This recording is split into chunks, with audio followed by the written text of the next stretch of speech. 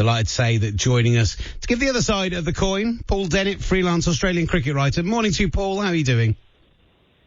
Morning, Will. Going great. How are you? Yeah, not bad, thank you, pal. Not bad at all. So tell me, while we're watching England take on New Zealand on Sunday, what are you going to be spending your day doing? I'll be crying. Look, I'm a bit nervous, I must admit. Australia's never lost a semi-final, and we've had this, it's almost a myth that we say we just don't lose these knockout games, and it's going to be very disappointing if we lose tonight, and that myth is exposed. It's all right. It's our first one since 1992, so, as long as experience doesn't count for anything on these big stages, I reckon we'll be fine.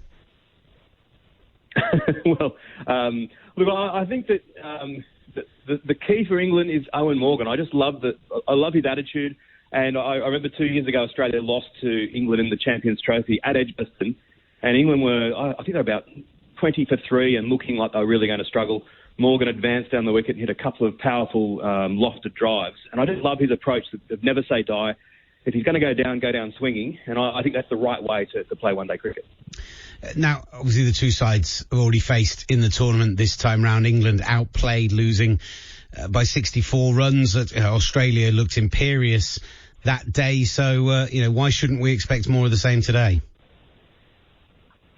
Well, I think conditions play such a part that I think that game Australia looked fantastic, but I think it was a big advantage batting first, and the pitch got more and more difficult. And even so, Ben Stokes was batting England to an improbable victory when I think he copped the ball of the tournament from Mitchell Starc. So I hope the game doesn't get decided on the toss today, but I think there is a possibility that whoever bats first will have a big advantage.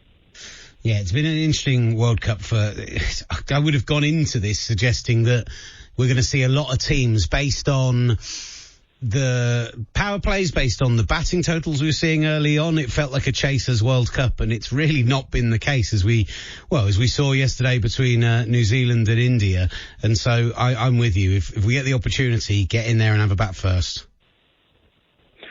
Absolutely. I mean, I'm the same as you. I was expecting this might be the World Cup where you could score 420 and still not win. And it's been anything other than that. There's been, especially in the semi-final yesterday, there was a test match feel around there where it was like old-fashioned one-day cricket. And I've been quite pleased. I think that sometimes you can see too many sixes and fours, and the bowlers do need to come into it a bit. Yeah, no doubt. It was a brilliant bowling performance from New Zealand yesterday. As I mentioned, in the field as well.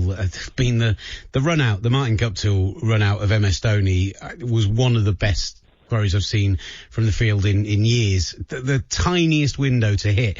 And actually, fair to Bonham, leaving it for him to hit the wicket, just everything about it. I think that they will suddenly fancy themselves on Sunday after they probably came into this Final Four certainly as the least fancied of the four teams.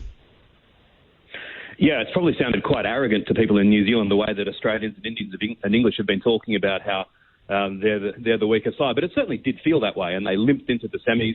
I think that what they did so well against India was that they capitalised on the conditions, that Taylor and Williamson really were struggling and found a way to survive. They didn't try to score too quickly. They kind of knew that a mid-range total would be effective.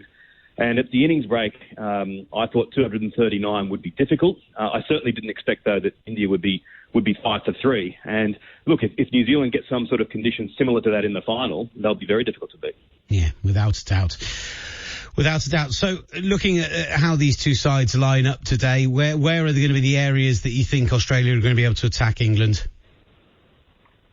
Well, I think Jason Behrendorff with the new ball will be a key. That if he gets some swing, he can be absolutely dynamic in those first few overs where the Kookaburra ball does swing.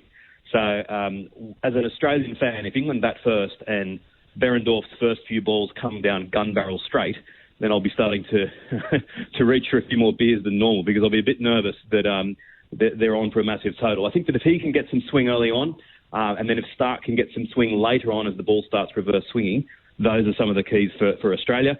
And I hope that Australia play Glenn Maxwell. There was some talk that he could be left out of the side. I think that would be a mistake. I think he's the most exciting player going around. And if I was England, I'd definitely not want him to be in the side. It was those left-arm seamers who gave us so much problem, the two left-arm quicks at Lord's. It kind of feels like Edgbaston's a different beast on that front, and hopefully they shouldn't cause us the same problem. But I'm not going to lie. when they step up today, I'm going to have my heart in my mouth a little bit. Oh, definitely, me too. I mean, it's going to be one of those games that you'll remember for years as a cricket fan, and I think that there's every chance as well that Australia could spring a surprise and even play Matthew Wade, who is a player almost forgotten from the Australian setup, and there's even a chance he could bowl a bit. That would be one of the real turn-ups for the books, because he bowls some filthy medium pace. He's a wicket-keeper, so he almost never bowls. But if he got thrown the ball, I wouldn't be surprised if he picked up a couple of surprise wickets, and that'd be a pretty fairy tale sort of story. Yeah, another reason for me to be worried. Great, thanks for that. Look, other than the fact that we've kind of figured out that either side should elect to bat if they get the opportunity to first. What's kind of key? We've mentioned where kind of Australia can pick on England. What do you think is key for England? Where are you fearing England at least a little bit? Oh, definitely attacking our fifth bowling option. I mean, the more orthodox thing Australia will do is pick Marcus Stoinis, who has been injured, hasn't been bowling a lot, and hasn't been bowling especially well. If England can target him, then he is unfortunately the kind of bowler that could get blasted all around the shop. And Australia's fifth bowling option is a definite weakness. I think it also comes down to who reads the conditions the best. That if the pitch is a little bit slower and more difficult than expected, it's about being able to quickly reset your sights and realise, okay, we're not going to get 350, and let's not expose ourselves in trying. Let's get a competitive total on the board. And that's what New Zealand did so well against India. Undoubtedly. Well, look, Paul, I would say I wish you the best of luck for today, because normally that's what I would say. But I hope that you have a miserable day, and finally an English team can show their mettle and get through to a World Cup final, because we've been sick of seeing Australia getting there so regularly. I return those sentiments to you in perfect inverse. Thank you. Brilliant stuff, Paul. Enjoy it today. Paul Dennett joining us, freelance Australian cricket writer.